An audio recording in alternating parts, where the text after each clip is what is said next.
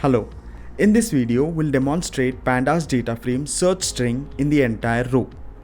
To get the code for this use case, go to kandi.openweaver.com. In this case, we'll search for Pandas Dataframe search string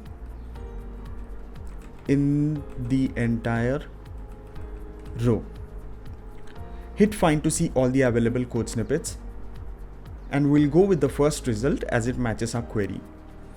Now this use case requires Pandas library to function, so make sure that you have this library. If not, get it from kandi. Let's get back to our code now. Copy the code in a single click from here, go to the IDE and paste the code. Let's take a look at the code now. Here we are importing the Pandas library.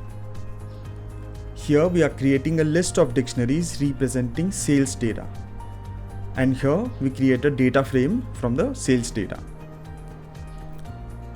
This part is where the search operation is performed. Let's run the code now. And you have demonstrated Pandas Dataframe search string in the entire row.